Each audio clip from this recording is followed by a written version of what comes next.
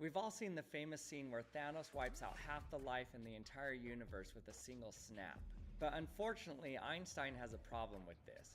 And I'm not just talking about how the instantaneous snap means the snap would need to travel faster than light. I'm talking about an even bigger problem.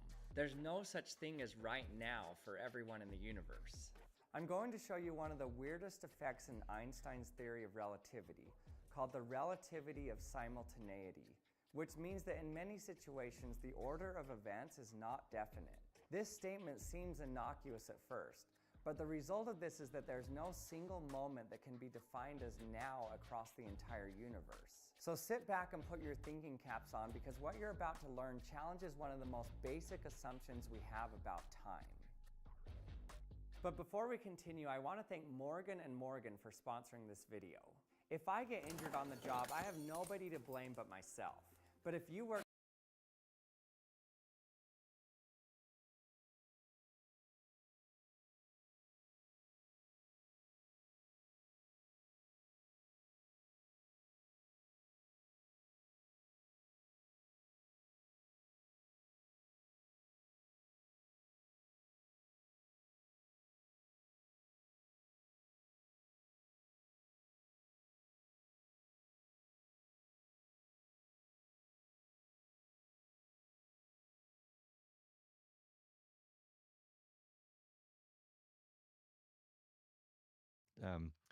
Often I find that trying to chase them down and make them work and finding they don't work, it wastes more time than it saves. Yeah. So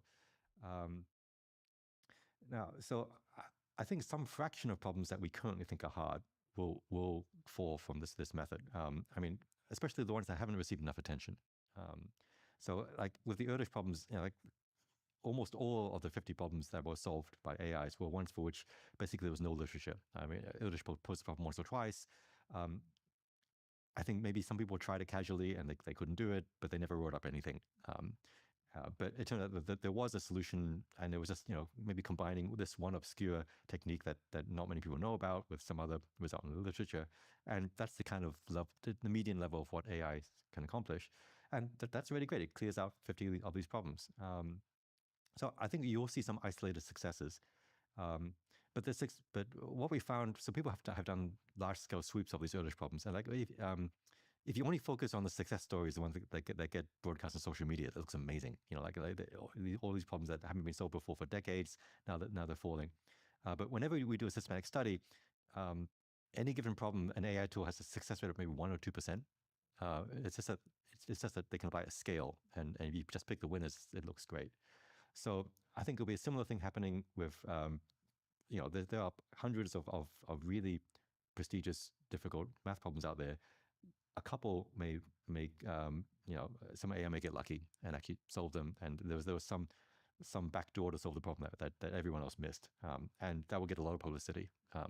But then people will try these fancy tools on their own favorite problem, and they will again experience the 1 to 2% success rate. Right. So there'll be a lot of noise amongst the signal of sort of when they're working, when they're not. We have to do, it's increasingly important to collect these really standardized data sets. There are efforts now to create a standard set of challenge problems for AIs to solve, and not just rely on the AI companies to only publish their wins and not disclose their negative results.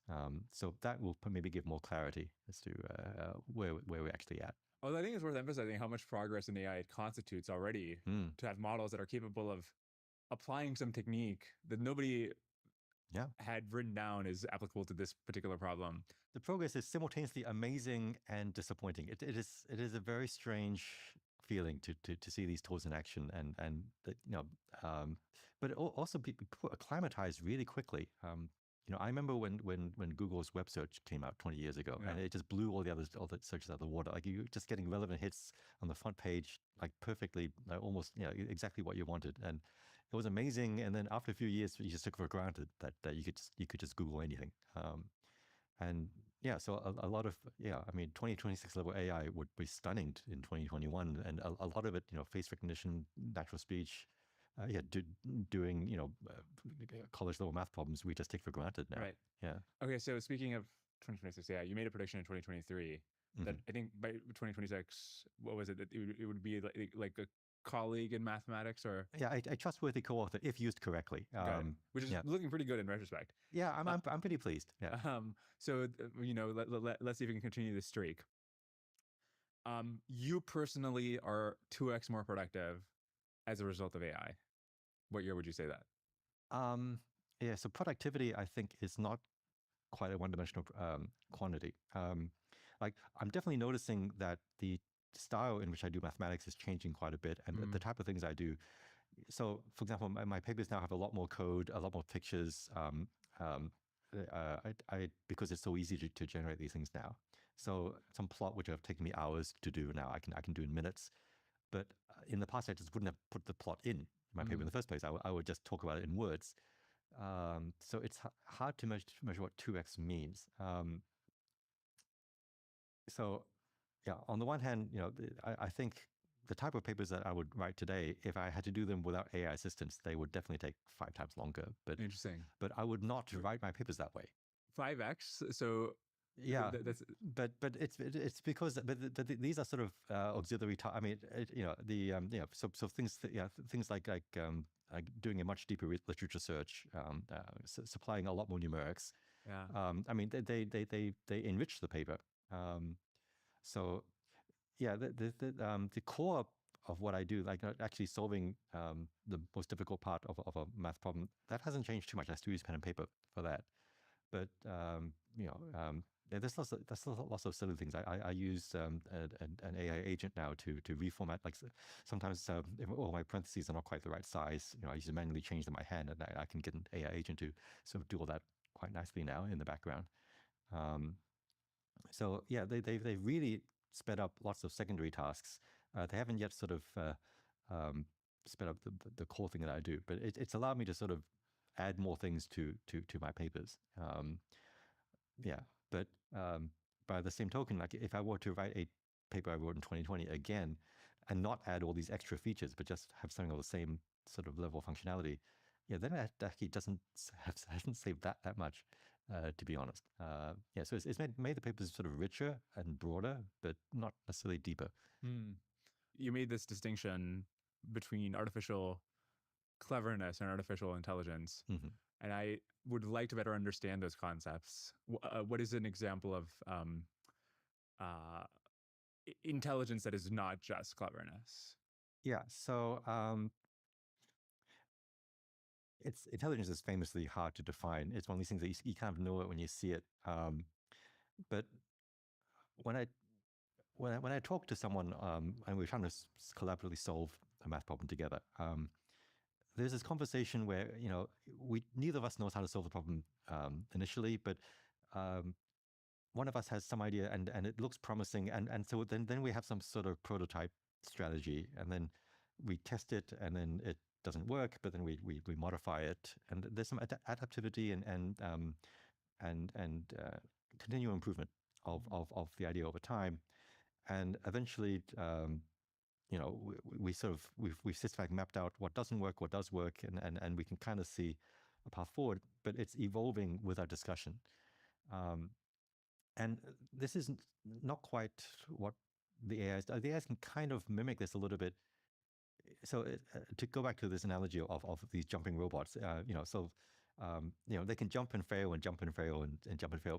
But what they can't do is they kind of they jump a little bit and they reach some handhold but then they sort of stay there, and then they pull other people up, and then they try to jump from there. Right.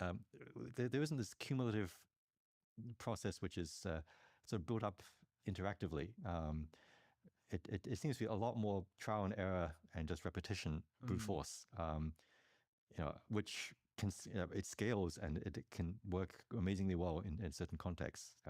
But yeah, this idea, this sort of building up cumulatively from partial progress is what's still not quite there yet. Interesting. You're saying like if Gemini 3 or Claude 4.5 whatever solves a problem, yeah, it is not the case that its own understanding of math has progressed, or even if it works on a problem without solving it, it's not that its own understanding of math has progressed. Yeah, you run a new session, and it's forgotten what it just did. Right. It has no new skills to attach to build on related problems. Maybe what you just did is part of 0.001% of the training data for the next generation. So maybe eventually some of it gets absorbed, but yeah. So Terrence talks about the importance of decomposing particularly gnarly problems into a series of easier chunks, even if this doesn't result in the full solution. Approaching problems in this way helps you build up the intuitions and practice the techniques that you'll need to keep making progress. But models today have to advance our understanding of mathematics, or do you think it could just be assembly code gobbledygook? Yeah, we don't know. I mean, some problems have been basically solved by pure brute force. A four-color theorem is a famous example. We have still not found a conceptually elegant proof of this theorem. It basically, and maybe we never will. I mean, some problems may only be solvable by just splitting into some enormous number of cases and doing brute force, uninsightful computer analysis on each case. I mean, part of the reason we prize problems like the Riemann hypothesis is that we're pretty sure that something amazing has to, a new type of mathematics has to be created, or a new connection between two previously unconnected areas of mathematics has to be discovered to make this work. We don't even know what the shape of the solution is, but it doesn't feel like a problem that will be solved just by exhaustively checking cases or something. I mean, it could be false actually. So we could actually, okay, there is an unlikely scenario that the hypothesis is false, and there's just this you can just compute, oh, here's a zero off the line, and a massive computer calculation verifies it. That would be very disappointing. I don't know. I do feel that, you know, fully autonomous one-shot approaches are not the right approach for these problems. I mean, I think you'll get a lot more mileage out of the interplay between humans collaborating with these tools. And I can see one of these problems being solved by some smart humans assisted by some extremely powerful AI tools, but the exact dynamic may be very different from what we envisioned right now. I mean, it could be a collaboration of a type that we just doesn't exist yet. Yeah, I mean, there may be a way to generate, you know, 1 million variants of the Riemann zeta function and do some data analysis, AI-assisted data analysis, and we discover some pattern between connecting them, which we didn't know about before, and this lets you transform the problem into a different area of mathematics. I mean, there could be all kinds of scenarios. So suppose the AI figures it out, and latent in the lean is some brand new construction, which, you know, if you realize its significance, we would be able to apply it in all these different situations.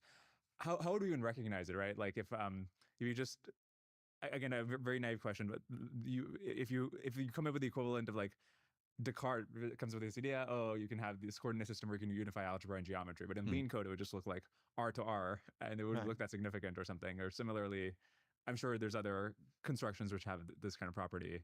Well, the beauty of formalizing a proof in something like lean is that you can take any piece of it and study it atomically.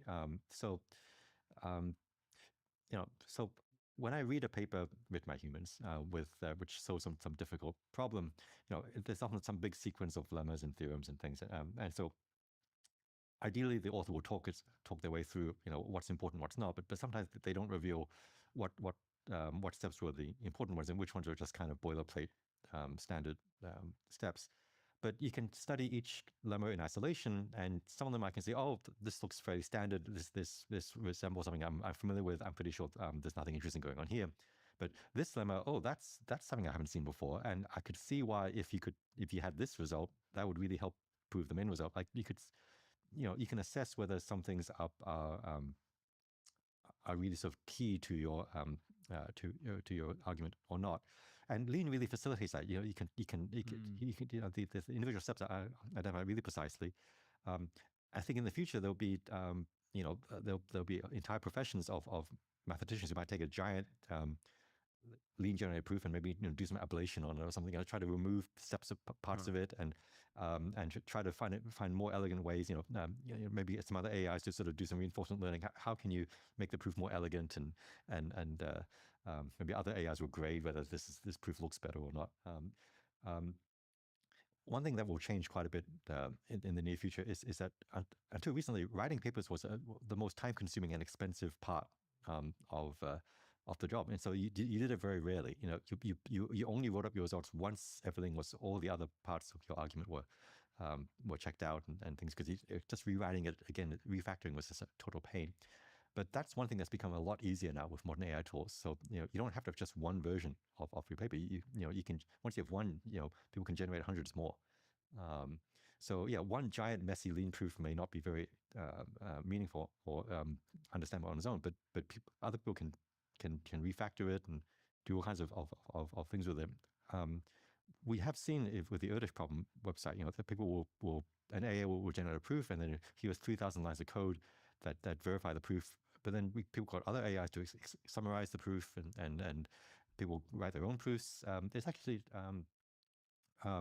post-processing. Once you actually have one proof, we actually have a lot of tools now to deconstruct it and interpret it. It's a very nascent area of science or mathematics, but I'm not as worried about. So some people concern, what if the Riemann hypothesis is proven with a completely incomprehensible proof? I think once we have the artifact of a proof, we can do a lot of analysis on it. You posted recently that it would be helpful to have a formal or semi-formal language for mathematical strategies as opposed to just mathematical proofs, which is what Lean specializes in. I would love to learn more about what that would involve or look like. We don't really know. We've been very lucky in mathematics that we have worked out the laws of logic and mathematics, but this is actually a fairly recent accomplishment. I mean, it was started by Euclid, millennia ago, but only in like the early 20th century did we finally list out, here are the axioms of mathematics, or the standard axioms of what we call ZFC, and the axioms of first order logic, and this is what a proof is, and this we've managed to automate and have a formal language for. But there could be some way to assess plausibility of certain, so you have a conjecture that something is true. You test a few examples and it works out. Like, how does this increase your confidence that the conjecture is true? We have a few sort of mathematical ways to model this, Bayesian probability, for example, but they're not. But you often have to you have to set certain base assumptions and people, and it's there's a lot of subjectivity still in these tasks. So it's not clear. This is more of a wish than a plan to develop these languages. But just seeing how successful having a formal framework in place like Lean has made deductive proofs so much easier to automate and train AI on. If there was some similar framework, so the bottleneck for using AI to create strategies and make conjectures is we have to rely on human experts to and the test of time to validate whether something's plausible or not. If there was some semi-formal framework where this could be done semi-automatically in a way that isn't sort of easily hackable, so of course, it's really important with these formal proof assistants that there are just no there's no backdoors or exploits that you can do to somehow get your certified proof without actually proving it, because reinforcement learning is just so good at finding these backdoors. If there's some framework that sort of mimics how scientists talk to each other in a semi-formal way, using data and argument, but also constructing narratives and there's some subjective aspect of science that we don't know how to capture in a way that we can insert AI into them in any useful way. Interesting.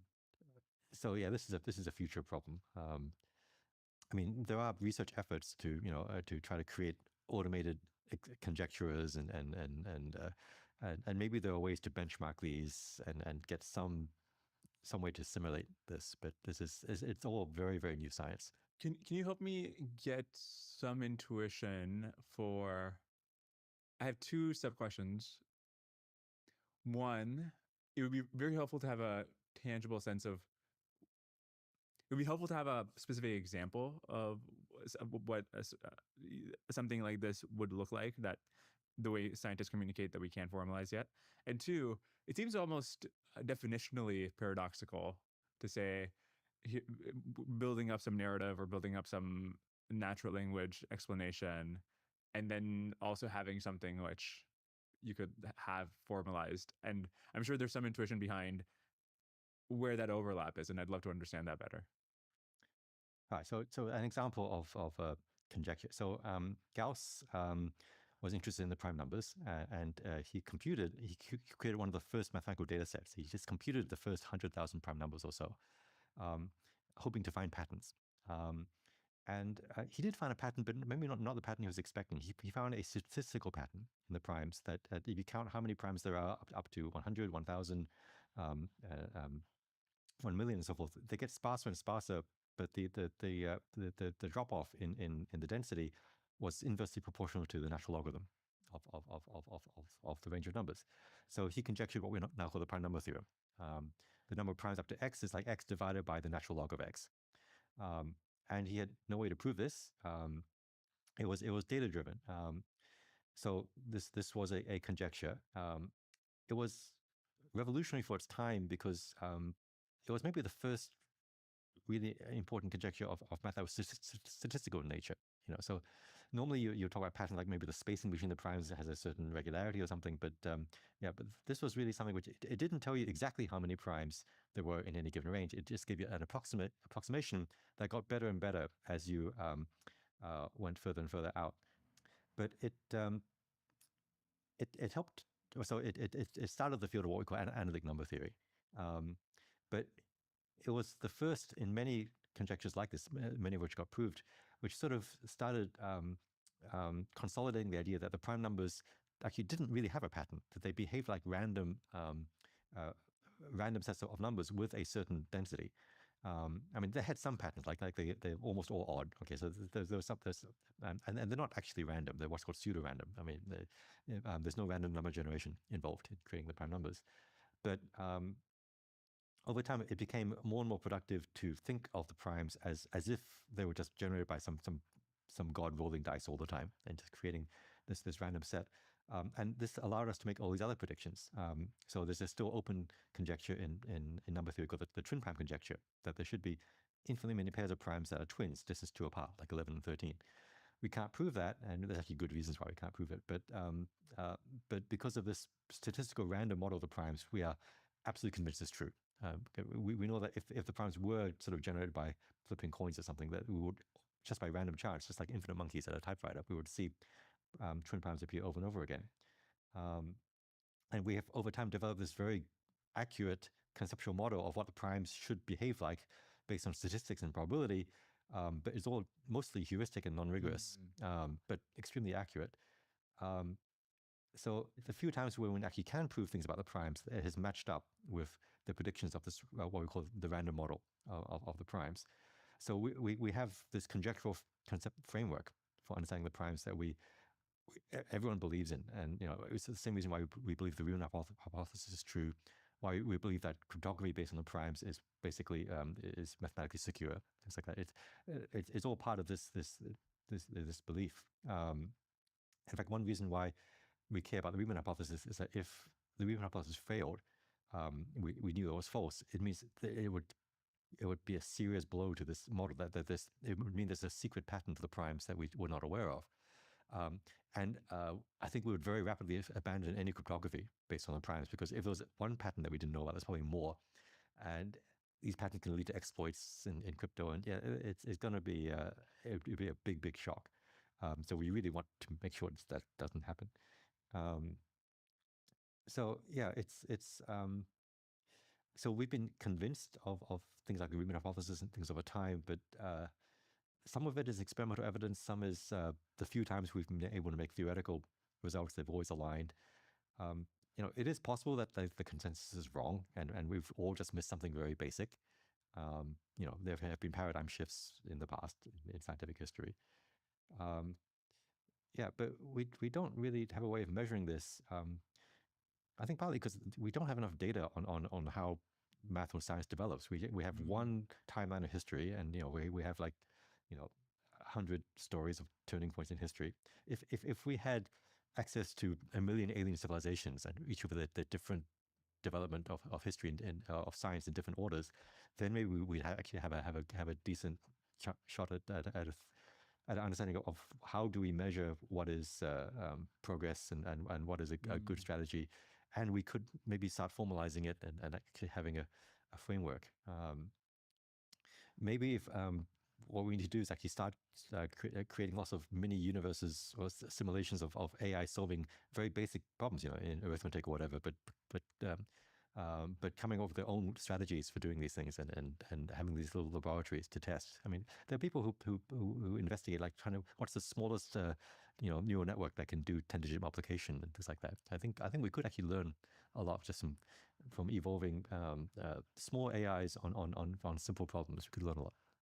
I was super excited when Mercury reached out about sponsoring the podcast because I've been banking with them for years. I think I opened was a little bit about everything.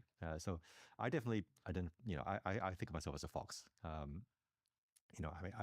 work with hedgehogs a lot, and sometimes I can be a hedgehog if need be. But I've always had a little bit of an obsessive streak. If there's something which I read about, which I feel like I should understand, I have the capability to understand this, but I don't understand why it works. There's some magic in it that, so someone was able to use a type of mathematics I'm not familiar with and get a result which I would like to prove, and I can't do it by myself, but they could do it by their method. Then I wanted to find out what was their trick. It bugs me that someone else can do something which I think I can do, but I can't. So I've always had that kind of obsessive completionist type streak. I've had to wean myself off computer games because I start a game, I want to play it to completion, solve all the levels, and that's one way in which I learn new fields. I collaborate with a lot of people who have taught me other types of mathematics. I just make friends with another mathematician who's working on another area of mathematics, and I find their problems interesting. But they have to teach me some of the basic tricks and what's known, what's not known, and I learn a lot from that. I found that writing about what I've learned, I have a blog where I sometimes record things that I've learned, because in the past, when I was younger, I would learn something and do this cool trick and say, okay, now I'm going to remember this. And then 6 months later, I've forgotten. I remember remembering it, but I don't. But I can't reconstruct my arguments. And the first few times, it was so frustrating to have understood something and then lost it. I sort of resolved I should always write down anything cool that I've learned. And this is part of how this blog came about. How long does it take you to write a blog post? It's something I often do when I don't want to do other work. Like there's some referee report or something. There's something that feels slightly unpleasant for me to do at the time. And so writing a blog, it feels creative and fun. Like it's something that I do for myself. Yeah. So maybe depending on the topic, it could be a quick, half an hour or several hours. But it doesn't, because it's something that I do sort of voluntarily, it doesn't feel like it doesn't feel, time flies when I write these things, as opposed to sort of doing something which I have to do for administrative reasons, but it's just that it's drudgery. Okay, those are tasks that AI is really helping with nowadays, actually. Is it, if like civilization could from first principles decide how to use Terry Tao's time, it's like a limited resource. What is the biggest diff between if the veil of ignorance got to decide how to use Terry Tao's time versus what it does now? Okay, this podcast wouldn't be happening. Yeah, so as much as I complain about certain tasks that I don't want to do, but I have to do. So as you get more senior in academia, you get more and more responsibilities. I get some more committees and whatever. But I have also found that a lot of events that I kind of reluctantly went to because I was obliged to for one reason or another. Because it's outside my comfort zone, I often find interactions with people who I wouldn't normally talk to, like you, for instance. And I would learn interesting things and have interesting experiences. And I would have opportunities to then network with other people that I would never have done before. So I do believe a lot in serendipity. I mean, I do optimize my time in when I so there are some portions of a day where I do schedule very carefully. But I have been willing to sort of leave some some portions just, okay, I'm going to do something which is not my usual thing, and maybe it'll be a waste of my time, but maybe I will learn something. And more often than not, I feel like I've gotten a positive experience, which is not something I would have planned for. And yeah, so I believe a lot in serendipity. And maybe there's a danger actually that in the modern society, it's not just AI, but we've become really good at optimizing everything. And maybe we're not optimizing a level of optimization. With COVID, for example, we switched we switched a lot to remote meetings, and so everything was scheduled now, and so we kept busy, at least in academia. We met almost the same number of people that we met in person, but everything had to be planned. You had to schedule things in advance, and what we lost out on was sort of the casual, knocking on the hallway, just meeting someone for while getting a coffee, and there's serendipitous interactions that you may think are not optimal, but actually are really important. When I was a grad student, I would go down to the library to look. I had to look for a journal article. I had to physically go down to the library, check out the journal, and read your article. And sometimes the next article, you can just browse through, and the next article is also interesting. Sometimes it wasn't, but you could accidentally find interesting things. Which is something which has basically been lost now, because you can just type in, if you want to access an article now, you just type it into a search engine or even an AI, and you can get instantly what you want. But you don't get the accidental things that you might have gotten if you'd done it more inefficiently. There've been times when I spent a year once at the Institute for Advanced Study, which is a great place to there's no distractions. You're there to just do research. And like the first few weeks you're there, like it's great. You're getting all these papers written up that you've been wanting to do for a long time. You've been thinking about problems for blocks of hours of a time. But I find if I'd stay there for more than several months, like I run out of inspiration somehow. Like I get bored. I actually surf the internet a lot more. You actually do need a certain level of distraction in your life. It somehow adds enough randomness and that and temperature, high temperature if you need. So yeah, I don't know the optimal way to schedule my life. It just seems to work. I'm very curious when you expect AIs that can actually do frontier math better than at least as good as the best human mathematicians. I mean, in some ways they're already doing frontier math that is super intelligent that humans can't do, but it's a different frontier from what we're used to. Right. I mean, you could argue that calculators were doing frontier math right. that humans could not accomplish, but it wasn't number crunching and right. But replacing Terry Tao completely. I mean, what do you want me for? You'll just go on all the podcasts after. I'm not sure it might not be the right question to ask. I think within a decade, a lot of things that mathematicians currently do, what we spend a lot of the bulk of our time doing, and a lot of stuff we put in our papers today can be done by AI.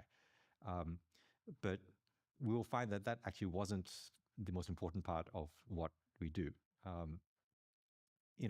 100 years ago, a lot of mathematicians were just solving differential equations. People needed, physicists needed some exact solution to some system, and they hired a mathematician to laboriously go through the calculus and work out the solution to this fluid equation, or whatever. A lot of what a 19th century mathematician would do, you could make a call to Mathematica or Wolfram Alpha or a computer algebra package, or more recently an AI, and it would just solve the problem in a few minutes. But we moved on. We worked on different types of problems after that. Once computers came along, computers used to be human. Right? People used to laboriously create log tables and work out primes as Gauss did, and that has all been outsourced to computers. But we moved on. In genetics, to sequence the genome of a single organism, that was an entire PhD of a geneticist. So carefully, separating all the chromosomes and whatever. And now you can just spend $1,000 and send it to a sequencer and get it done. But genetics is not dead as a subject. You move to a different scale. Maybe you study whole ecosystems rather than individuals. I take your point, but on the question of, well, when is most mathematical progress, almost all mathematical progress, happening by AI? So if you find out, oh, this year a Millennium Prize problem has been solved, you would put, a 95% odds that an AI did it autonomously. Surely there will be such a year. I guess. I mean,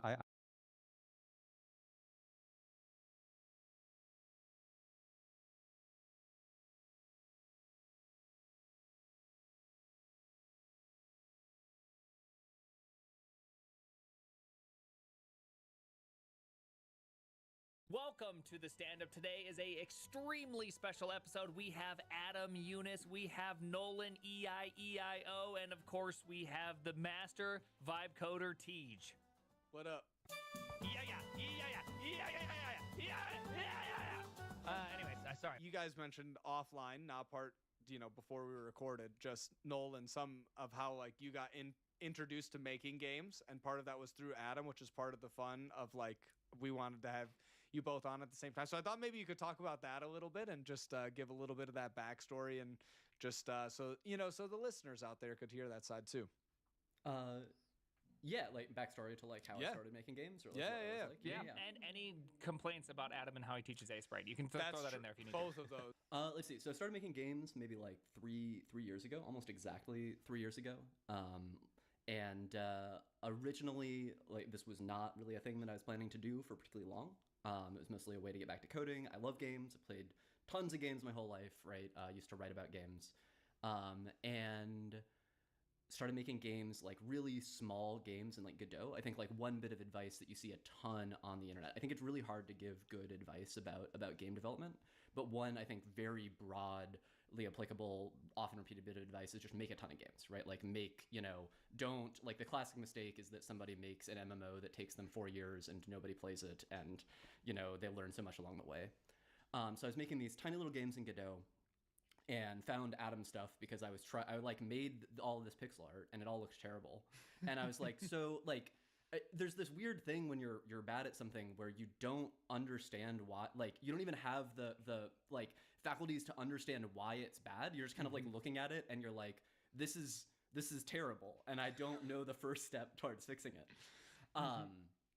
And I never got good at pixel art. I ended up kind of moving away from making more typical games into the weird stuff that I do now. But one thing that I remember really enjoying about Adam's channel, and sorry, Adam, to compliment you live, is I think a lot of the stuff that you see on YouTube about making games is super edutainment-y, right? Like the audience of people that kind of want to imagine themselves as game developers is much larger than the set of people that actually have the time to sink into making a lot of games. And I think also probably the audience of people that wants to talk about games is larger than the audience of people that actually makes games and can talk about those in a compelling way. And so I think early on I was watching all this other content, right? And I would watch this video and I'd be feeling like I was learning a lot, and then I'd try to think about like, what did I actually learn from this? And the answer is like nothing, right? Like nothing applicable to making stuff. But when you watch people that are actually doing the work and talking about their decisions, I think you learn a lot more there. So that is how I ended up finding Adam's work, and I made slightly better pixel art, learned things like your pixels should be the same size and to use a consistent color palette and other dead simple things that I think are in literally my first blog on the site. Yeah, that's the background, and I think no one played any of the games that I made in that era. Not literally nobody, but like like I got like 100 players for my second game, and I was like, oh, this is incredible. Press down! What happened? I don't know. Did you push? On a Friday? Never! How are we gonna figure this out? How are we gonna figure this out? Got us your prods down? Do you guys need the wheel?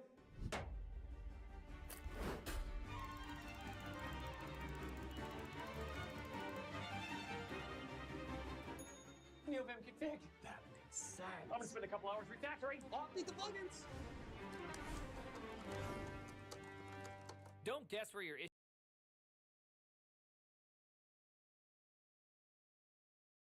After a long wait, we finally have Starship Fire once again for the first time on the new Pad 2. And wow, even with just 10 engines installed, there was a lot to digest here as SpaceX prepare to go much bigger.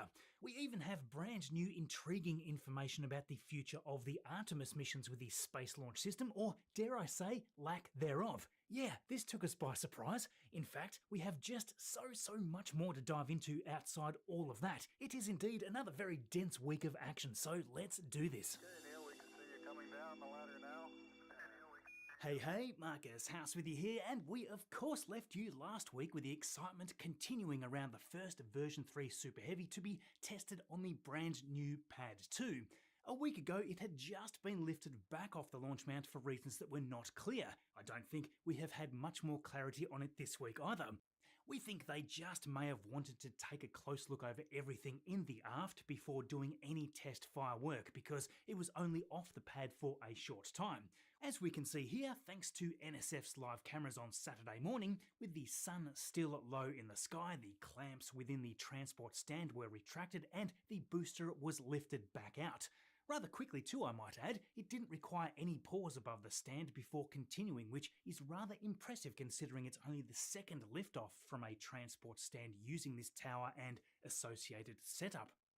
As far as we could see from the outside, nothing appeared different on the gigantic Super Heavy from its time on this transport stand. Once it was rotated over the launch mount and lowered between the ring of clamps, they were all deployed one by one and the booster was sat down. The two completely separate quick disconnects were engaged for the oxygen and methane ports, and the tower arms were released. Wasting no time, the arms moved to the top of the tower, and SpaceX was soon already filling it up with propellant on Pad 2 for the third time. In this occasion, it was filled to the same level as the previous two tests, but this time when the suspected T0 approached and the detonation system activated, there was a high-pitched spin-up sound accompanied by a following orange flash under the stand. This seemed to be some sort of igniter test, and it must have gone well because they detanked and came back the next day with a full load of propellant. This one, though, was much more epic, and the water deluge fired up.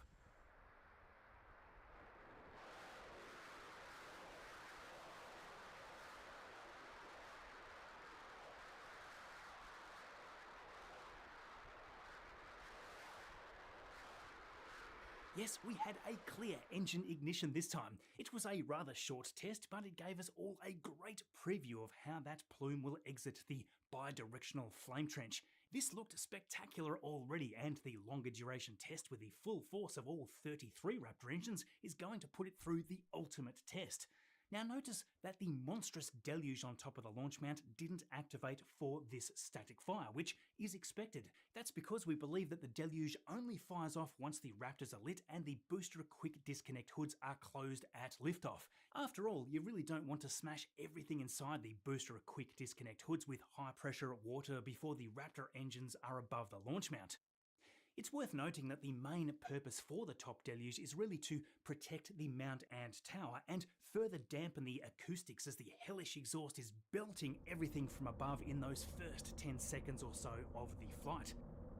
Anyway, with all that done, SpaceX had finally verified that they could get the entire testing run right through to the Raptor 3 engines firing up for the first time. It is all very different, of course. If you remember the old removed Pad 1, SpaceX fed the outer 20 Raptor engines with startup gases via 20 individual quick disconnects. Now though, the two methane and oxygen quick disconnects feed all 33 engines, so all that seems nicely simplified at last. SpaceX shared some of the best images yet of the pad as they confirmed that all 10 Raptor engines did start up. There was, however, a ground side issue that resulted in the static fire ending early. It's neat though that they got right through to gather all this data on the first run, and they confirmed that they would be preparing the booster for a 33 engine static fire next. Once the booster was detanked, they hooked up to the arms again, disconnected those quick disconnect ports, and liftoff. Well, not the exciting fiery kind, but you know what I mean. I think this process seems beautifully routine already, as you can see, and it was back down on the transport stand before we knew it. Now you may have noticed that Booster 19 here during the lifts on and off the launch mat is looking a little different to what we've seen on the test article. Notice that almost all of those metallic tiles now have a black coating. Well, underneath they have some sort of insulation felt in what seems to be 2 layers. You've got this more rigid black top layer, followed by the more flexible layer below. Well, we're calling them tiles, but they're certainly nothing like the tiles that we see on Starship's heat shield. These instead appear to be simple metal plates. Those 2 layers should handle that quick burst of booster re-entry heat. Chameleon Circuit was working with us here to put a few angles of this together to help show that new intricate booster aft in all its glory. As always, thanks for being subscribed here, watching along so that we get to put all this together for you. Real inspirational work by actual humans rather than the AI slop that's littering social platforms. Now, with Booster 19 back off the pad, it was already rolling back to the production site in the early hours of Wednesday morning, where it will have the rest of its 33 engines installed for the static fire. With the much more powerful Raptor 3s, this is presumably going to be the most powerful static fire in history, so we can't wait to see that fury belting out of the flame trench very soon. With the pad now free, they've been doing additional testing with the clamps, and for the first time ever, they performed simultaneous retractions of all hold-down clamps here. It's always worth thinking about the work that would go into every custom-designed element in all of this. For anyone that has gone through creating a physical product of their own, you know just how time-consuming and expensive it can be. That's why I am stoked to have Proto Labs sponsoring this video and making what we do possible. These guys are a big deal when it comes to manufacturing almost anything you can think of. In fact, they serve 100% of Fortune 500 aerospace companies in a whole list of ways, custom prototyping right through to end-use production. 3D printing, injection molding, and sheet metal fabrication is just the start because Proto Labs is the world's fastest CNC machining manufacturer. They are all about quality at speed with delivery in just days, and it's pretty wild looking over what they've been up to. They've launched advanced CNC machining features, churning out intricate metal and plastic parts with tighter tolerances for added precision. They can tailor in a range of diverse finishes to strengthen and cosmetically improve parts, and they do it all with rapid comprehensive quality documentation provided. Here's an example, right? You can have parts like these ordered and shipped in as little as 3 days from their ITAR and AS9100 compliant facility. That means aerospace engineers can now scale up to production quantities as soon as they need. Yes, once the engineer knows that their prototypes are tested and suitable, they can be replicated in large volumes. It's a real game changer for those that need fast, reliable, and complex machined parts without sacrificing quality. No other manufacturer in the world combines all these capabilities, so whether you're working on a small batch or a large-scale production, check out their all-new quoting platform at protolabs.com. You will be amazed at what they can do. Thank you, Protolabs. Okay, so back to that hold-down clamp testing. They were not done with that yet. The next day, they varied it a lot with the individual ones opening and closing, as you can see here with them popping in and out of view. Just to wrap all that up, SpaceX did this amazing deluge test of the flame trench, firing that off for about a full minute. It all just slowly fizzled out as the pressure dropped. So, heading over towards the other launch pad being upgraded, well, at this point it's really only the launch tower, but the flame trench is heavily under construction now. The sheet pile work has been progressing super rapidly over the past few weeks, and as you can see by the placement of the crane doing that job, it just shows how vital the new launch site expansion is for all of this. In this case, they couldn't even install the bunker itself without going outside of the borders. That border, by the way, is rapidly disappearing as time goes on, with SpaceX removing the concrete to allow for easier construction of the new pad infrastructure. Notice this different crane close by though. That is likely going to be used to drill holes for additional piles. They've also started to accumulate even more parts for the steel skeleton of the launch pad bunker to rise here. That should make the logistics easier than having it all stored at staging lots further away. It is nice that the whole area is cleared to be able to do this. A bit closer to the highway, we can see the pieces for that new tower rooftop still sitting there in this image. That should end up near identical to the roof that has been worked on for the new pad too. Speaking of, that has been lifted to be installed just yesterday on Friday. Up that went just after the sun rose. The whole top of this forms a complete protective barrier, so no more will that Raptor engine exhaust be belting into the top of the tower. It's just welded on top of the tower using these giant tabs, so there's a gap between the existing roof and this new addition. Now, one of the other items to keep an eye on for the upcoming Flight 12 testing is the B18.3 test article. Well, great news on that, because it started that stacking process this week with its transfer tube and forward section rolling back into Megabay 1. If you've been watching along over the weeks, you would recall that SpaceX salvaged the top part of this test tank after its early demise in the first test. Luckily, they were able to just chop that top off and reuse it, so now it is back. We assume that they should be able to use this to fully verify the version 3 hot staging system design before SpaceX starts to stack the ship and the booster for the first time at Pad 2. Ideally, they want to have all the data that they need before doing that first fully stacked wet dress rehearsal. You know, that crazy scenario where they just fill the entire thing with a load in excess of 5,000 tons of propellant. We have obviously now seen that SpaceX can comfortably lift a booster on and off the stands using the grid fins, which double as the lift points, but catching stress is going to be obviously much higher, so more information is needed. The first tower catch, by the way, could potentially come as soon as Flight 13 with Booster 20. After all, if all goes well with the debut Flight 12 with the first version 3 full stack, that will be the next obvious step. Well, that Booster 20 has recently had both of the remaining liquid oxygen tank sections roll into Megabay 1 for stacking. That was followed by its transfer tube, which we could see going vertical on both live views from Avid Space and NSF. It was airborne for quite some time too. Almost 2 days later, we could still see it raised there inside the doorway of Megabay 1. With the door soon closed, we can only assume that that transfer tube has been installed at this point. Those views that we do get are not far away from being restricted further though, sadly. That's because the crew has begun the installation of the cladding braces on the outer beams of the Gigabay in front. This week, the cladding itself has had the installation started. Unlike what we've seen with all the bays here before, these appear similar to what they've used at the Star Factory. In come these pre-assembled pieces, and they're just lifted onto the bay with a dedicated load spreader. Interestingly, at the Star Factory right beside, they've also begun installing these massive frames right here on the side. Based on that, it looks like they'll be starting to connect the bay and the Star Factory quite soon. If so, they're going to need a creative plan to roll vehicle sections out, given that this first door is still used a lot to move sections for stacking to the Mega Bay. We could see that with the B18.3 forward section mentioned earlier. Now, while we're here, we've been watching this rather interesting development with white-coloured tiles being installed onto a ship nose cone. There has been quite a bit of speculation around all this. This time, we're wondering if these are designed to be micrometeoroid and orbital debris tiles.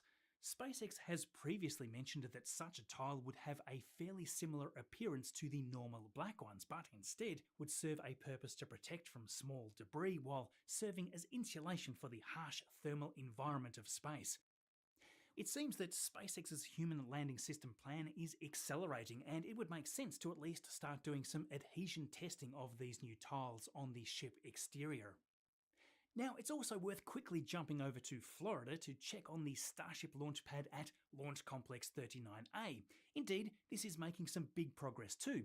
On the tower itself, the ship quick disconnect end has now been lifted, and a few days later, the upper hood section for the liquid oxygen booster quick disconnect was installed onto the launch mount itself. The next day, the liquid methane equivalent also joined the party. This is all coming along very nicely, and while we are here, it's worth mentioning the Falcon pad, which is going to see some excitement finally in the not too distant future.